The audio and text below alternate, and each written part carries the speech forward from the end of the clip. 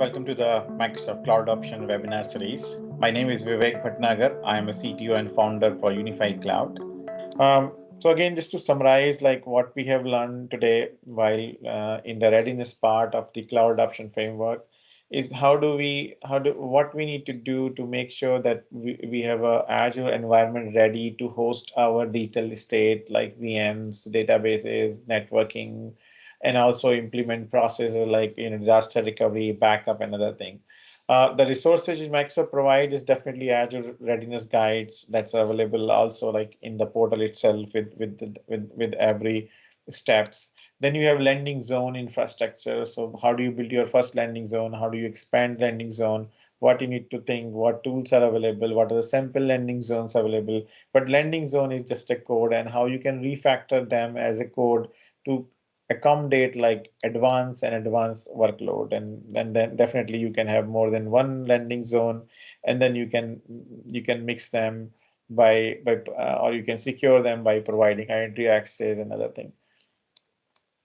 And the landing zone advanced concept, whether you actually apply for cost and billing, monitoring and optimization and management of the. So this is all things you can do in a very well built landing zone. Now with this, we also discussed about consideration for landing zones. So consideration for compute, networking, storage, or consideration for governance, or consideration for RBAC. And then we looked at some of the best practices to build these landing zone.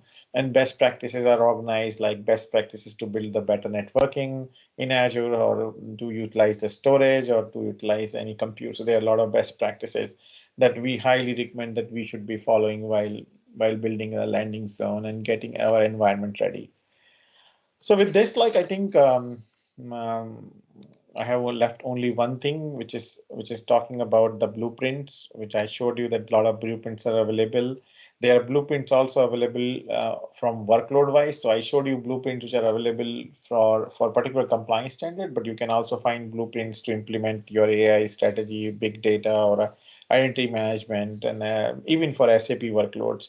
And GitHub is one of the best place to look for these, and make sure that your blueprint is very well documented as code. So it is a code, so you can very easily implement it, you can easily refactor it, you can easily recreate it, and you can have a multiple landing zone using as a code.